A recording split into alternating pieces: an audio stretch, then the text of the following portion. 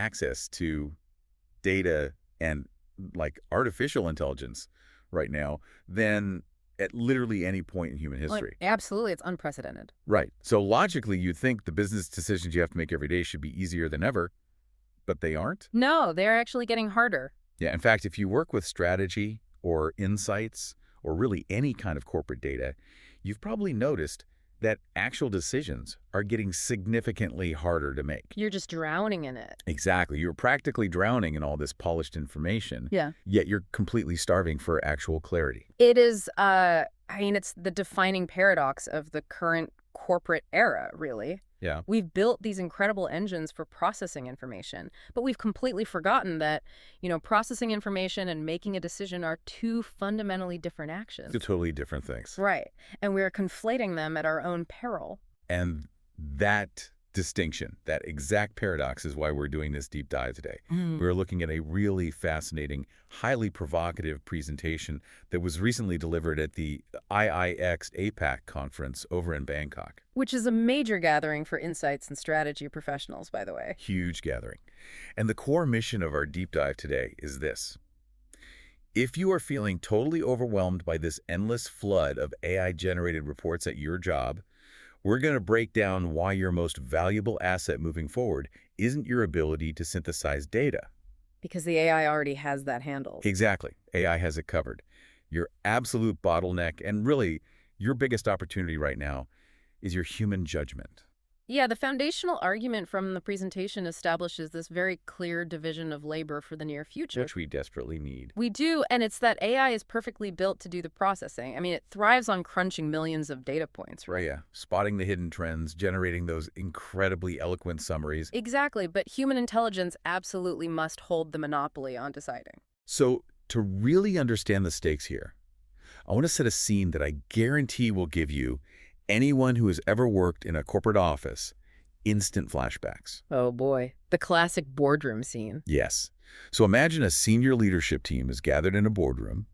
The insight lead stands up at the front of the room, and they walk the executive team through this incredibly tidy, beautifully crafted narrative. The glossy deck. The glossy deck. They've mapped out all the consumer shifts. They've isolated market signals. They've got these definitive, gorgeous charts. The fonts are perfect. Perfect fonts. The pacing is flawless. The strategic recommendations just make total logical sense. The room is probably nodding along, right? Oh, absolutely. Yeah. The chief marketing officer says, this is incredibly helpful. The CEO chimes in with a great work, team. Right. It feels in that exact moment like a massive strategic win. But then reality crashes the party. It always does. The presentation officially ends, and suddenly these real-world constraints just materialize out of thin air. Yeah, like a compliance risk lands on the table that nobody in the room actually wants to own. Or two department priorities suddenly collide. Or the timeline tightens up by 3 months. And the room just completely panics. Total panic. They ignore all of that beautiful data you just presented, they abandon the recommendations, and they default to a safe, familiar, entirely uninspired decision. Because it's quick. Yeah. And more importantly, it's defendable if things go wrong. Right. Nobody gets fired for buying IBM kind of energy. And that meticulous, beautiful slide deck, it just gets archived. Yeah, the classic archive deck syndrome. It's heartbreaking. It is. But the psychological mechanism at play here is just fascinating. The presentation provided excellent, flawless information, but it did absolutely nothing to remove the friction of making a choice. Right, because information doesn't neutralize fear. Exactly. I always compare this to the modern experience of online shopping. Oh, the shopping cart analogy. Yes. You've probably had a night where you decide, okay, I need a new coffee maker. And you fall down the rabbit hole, deep down the hole.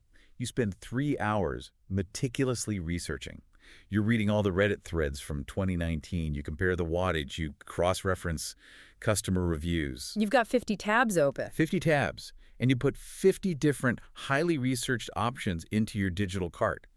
You possess literally all the data in the world. But when you look at that overflowing cart, the sheer volume of choices and the paralyzing fear of picking the quote-unquote wrong one just completely overwhelms you. So what do? You abandon the cart entirely, and you just go buy the exact same brand of plain socks you've been wearing for 5 years. It's so true. The online shopping cart is such a brilliant way to understand decision fatigue. It really is. But when we bring that behavior into a corporate boardroom, I mean, the stakes are exponentially higher. Yeah, buying the wrong coffee maker is just an annoyance. Right. But making the wrong strategic bet on a product launch, that could mean losing millions of dollars, or even losing your job. The executives in that room aren't defaulting to the safe choice just because they're tired. No, they are doing it out of professional self-preservation. Wow. Yeah, that makes sense. And this pattern of the archive deck, it existed long before generative AI came along.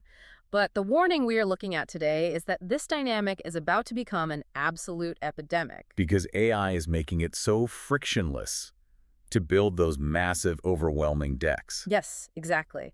AI is flooding organizations with an unprecedented volume of polished analysis. Right. Any analyst can now generate a comprehensive 50-page market report in, 3 minutes? Less, probably. But here is the critical bottleneck: human attention does not expand to meet that AI output. Our brains haven't gotten a software update. They really haven't. The friction of making a difficult business choice, the fear of taking a career-ending risk, none of that magically disappears just because a large language model wrote a perfectly structured executive summary. So that leads to a huge question then. If we are generating faster, more polished analysis than ever before, why are the insight teams, the ones producing this work, still struggling to actually influence the final choice? Well, if you look back over the last 20 years of industry data, you see this massive, somewhat tragic ambition. Tragic how? Because for 2 decades, insight and data leaders have been desperately trying to move from statistics to strategy. Oh, right. They want to move from just providing insights to actually having influence. They want a seat at the table as true strategic partners. Which is what everyone says they want. But the data consistently shows that only a tiny minority achieve that status.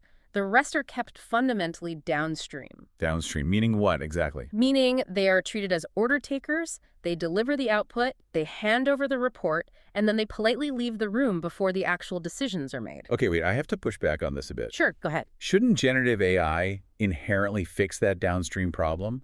I mean, if you are a data analyst and AI is now doing the grunt work, running the regressions, formatting the charts, pulling the initial synthesis in a matter of minutes, shouldn't that instantly free you up to get out of the weeds and focus on that high-level strategy? I mean, it seems completely logical that it would, right? Yeah, it seems obvious. But this is where the presentation offers a really counterintuitive warning. AI does not automatically fix a broken system. Oh. It simply accelerates whatever operating model already exists. Oh, wow. That makes terrifying sense. Right. If your department's culture is already built around functioning as an order taker, AI just turns you into a highly efficient, hyperspeed order taker. Exactly. You end up creating a massive, endless supply of quote-unquote good enough analysis. And teams get caught up in chasing volume and speed. Yeah, they start cranking out 50 reports a month instead of 5, patting themselves on the back for their productivity. Like how much work we did. Right. And then they are completely baffled when the decision makers on the receiving end feel significantly less persuaded and much more uncertain. Because you've just given the executives 50 overflowing online shopping carts. Yes! You've completely paralyzed them. You've maxed out their cognitive load. You have. And this leads directly to the core danger we really need to talk about today. When people discuss the threat of AI in the workplace, the immediate panic is always about job replacement. Right. The robots are coming for our jobs. But the real imminent risk isn't replacement. The real risk is commoditization. Commoditization. Yeah. Think about fast fashion. Okay. It's incredibly cheap, it's produced at lightning speed, and it's everywhere. But because it's everywhere, it has very little perceived value. It's disposable. Oh, I see. AI is turning data analysis into corporate fast fashion. Exactly. So the insights themselves lose their value because literally anyone with a laptop can generate them. Yeah, it stops being a specialized capability that reduces risk and just becomes more noise in the inbox. Which we all have too much of anyway. Because organizations do not suffer from a shortage of information. They suffer from a massive shortage of clarity. That is such a crucial distinction. Yeah. Clarity versus information. So if evidence and analysis are now just cheap commodities, fast fashion, what exactly is the new scarce resource? What is the bespoke suit, in your analogy, that leaders are actually willing to pay a premium for? The new scarcity is judgment leaders' trust. Judgment leaders trust. Yes. As AI drives the cost of generating analysis down to zero, the premium completely shifts to the human skills that cannot be automated by an algorithm. And the presentation breaks this down into 4 specific pillars of human judgment. All right. It does, yeah. I want to dive deep into these 4 pillars because honestly, they act as a survival blueprint for anyone listening. It really do. So the first pillar is framing. Yeah. And there's a line from the source material that completely shifted how I view corporate requests. It said, most business problems are decisions disguised as questions. Yeah, and I'd actually take that a step further. Really? I'd say there are usually anxieties disguised as questions. Anxieties, that's so true. Because when a vice president comes to your team and asks, what is the demographic breakdown of our new market, it is almost never just idle academic curiosity. Right, they aren't just wondering for fun. No, they have a specific bet they need to place. Maybe they're reallocating millions in ad spend, or they're thinking of cutting a product feature. So if you accept their request at face value and just hand them a demographic chart, you are acting as a supplier. And an AI can do that instantly. Right. But human judgment requires you to reframe the work into decision language. You have to ask them, like, what specific bet are we actually trying to place here? Exactly. That reframing elevates you from a supplier to a partner. That immediately changes the whole dynamic in the room. It really does. And it bleeds right into the second pillar, which is context. Context. Yeah, this is something I genuinely do not think any algorithm is going to master anytime soon. I mean, AI can scrape 1 million customer reviews and summarize the overall sentiment perfectly. But what AI cannot do is sit in a boardroom and read the emotional constraints of the executive team. Because the boardroom is governed by deeply human, entirely unspoken dynamics. It's all subtext. All of it. There is an overwhelming fear of personal risk. There are complex political trade-offs between departments. Like maybe sales and marketing are currently feuding. Right. Or there is the desire to protect someone's status. Human judgment is required to understand the unspoken reasons why a technically perfect answer generated by an AI will be instantly rejected by the room. Because AI doesn't understand office politics. No, and it certainly doesn't understand the fear of being fired. Which brings us to the third pillar, reality testing. This one is huge. We all know that AI can hallucinate facts, right? Yeah. But the danger we're talking about here isn't just an AI making up a fake statistic. No, it's much more subtle than that. It's that AI outputs can be incredibly fluent, highly coherent, structurally perfect, and still be expensively wrong. Expensively wrong is just the perfect term for it. Yeah. Because the more persuasive and beautifully formatted the AI output is, the more dangerous it becomes if it lacks frontline truth. Right. It looks so good you just trust it. Exactly. So human instinct is required to pressure test that polished output against actual market dynamics and operational realities. It's kind of like navigating with a car's GPS. Okay, how so? Well, the AI in your GPS is incredibly smart. It can instantly calculate the absolute fastest mathematical route from point A to point B, factoring in all the historical traffic data. Right. But human judgment is looking out the windshield and reality testing that route. It's seeing that the bridge the GPS wants you to cross is currently washed out. Yes. Or realizing that the route takes you through a neighborhood where your specific commercial truck legally isn't allowed to drive. Exactly. The AI has the data, but the human driver holds the ultimate accountability if the car crashes. Because the AI doesn't get fired if the truck gets stuck under an overpass. Nope. The human does. And that accountability is exactly why the fourth pillar decision design is so critical. Decision design. Moving forward, you cannot just end a presentation with a list of passive theoretical recommendations. You have to actively design the decision. So how does that look in practice? Like, what is the actual difference between a recommendation and a design decision? Okay, so a standard recommendation sounds like this. Based on the data, we recommend increasing Q4 ad spend to target Gen Z. Very passive. Super passive. The executives can nod, say good work, and archive the deck. Right, back to the archive deck. Exactly. But decision design sounds like this. To capture this market, we need to move $500,000 from the Q3 budget into Q4. The risk of doing this is a temporary dip in legacy sales. The risk of not doing this is losing the demographic entirely. Sarah, we need your sign-off on this budget transfer by Tuesday. Wow. Okay, that is entirely different. You are making the trade-offs explicitly clear. You are Yes. naming the actual risk out loud so they lose their paralyzing power, and you are assigning clear, unavoidable ownership. Who is doing what and by when? Because if you don't force that structure, the organization just defaults right back to habit, and the deck dies. It just dies. Now, understanding the value of this kind of judgment is great in theory, but the real challenge is implementation. Right. How do you actually do that? How do you practically force this kind of judgment into your daily workflow before bad habits solidify? And there is a massive urgency here. The source material talked about a 90-day window, right? Yes. There is a tight 90-day window right now that is going to shape professional reputations for the next 5 years. Wait, 90 days to lock in these habits? That is an incredibly tight window. That's just one quarter. It is, but it's because AI adoption is currently outpacing organizational maturity. Everyone's just scrambling.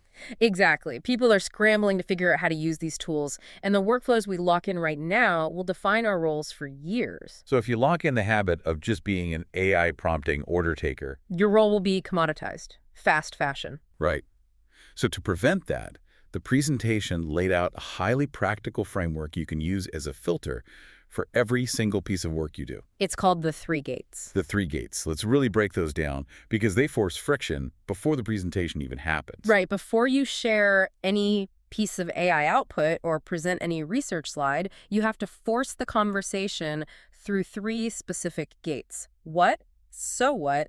And now what? Okay, so the first gate is what? This is about meaning. Yes. It forces you to actually state in plain language what the data signifies, rather than just hiding behind a wall of pretty charts and letting the audience guess. And then you hit the second gate. So what? Which is consequence. Exactly. Why does this matter to the business? You have to aggressively tie the work you just did to a tangible business choice.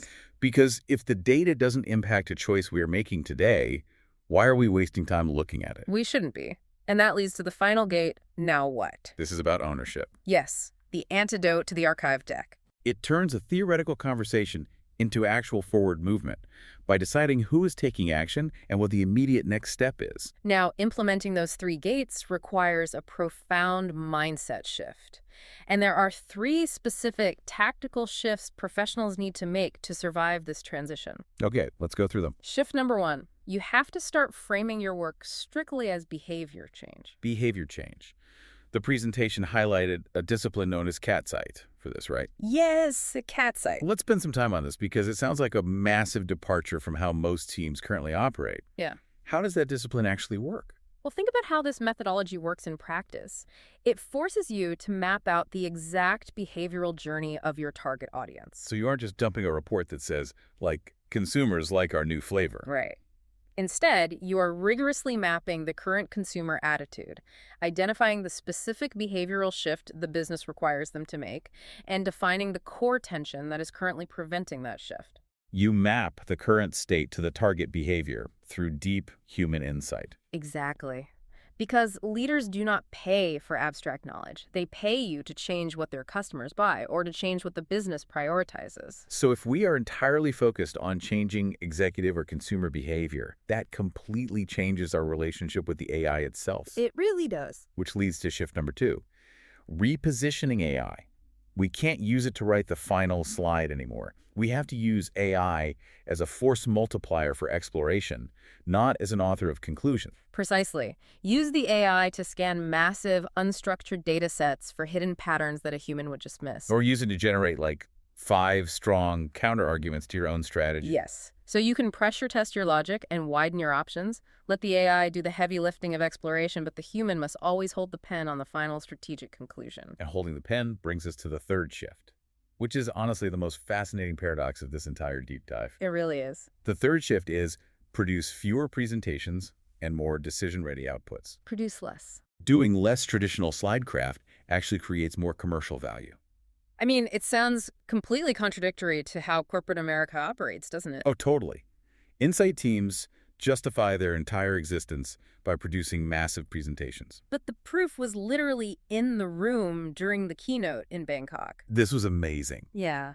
The speakers shared their live feedback from Talkanaut, which is, a real-time audience rating platform used at these conferences, and the response was Overwhelmingly positive. And what did the audience of executives specifically praise? They didn't care about the graphic design of the slides. Not at all. They praised the clarity and the conviction. They want conviction, not just a higher volume of evidence. Yeah, that feedback from the Bangkok audience is a perfect microcosm of the entire global business world right now. The market appetite is fundamentally shifted. So, bringing this all together for you listening right now, what is the ultimate takeaway for your career tomorrow morning? It's remembering exactly why your company hired you in the first place. Organizations do not invest millions of dollars in insight, data, and strategy teams just to know more things. No, knowing things is cheap now. Very cheap. They invest in you so they can place better bets. They invest in you so they can navigate risk and make fewer, highly expensive mistakes. Exactly. If you want to thrive in this new landscape, you have to transition from being an efficient supplier of good enough AI content and become a true partner who actively designs decisions. Yeah, if we pull back and look at the bigger picture, what we are really talking about is the true definition of augmented intelligence. Augmented intelligence. AI is an incredible, unprecedented engine. It will do the processing at a scale and speed we can barely comprehend, but it cannot and will not be accountable for where the business drives next. Someone has to steer the car. Right. Human intelligence must step up to protect the value of those final decisions. The AI handles the data. You handle the risk. Perfectly said. And that leaves us with one final thought. I want you to mull over as you go back to your day and back to your inbox. All right, let's hear it. We've established that AI is going to completely eliminate the friction of gathering information. Very soon, you will have all the data in the world available in seconds. Without a doubt. But, as we've seen, we still struggle immensely with the deeply emotional friction of actually making a choice.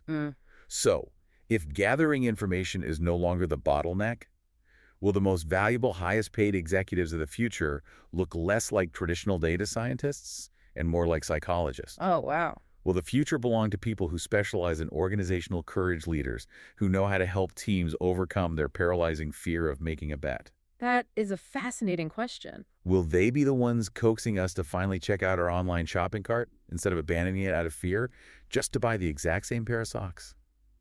Something to think about. Thanks for taking this deep dive with us.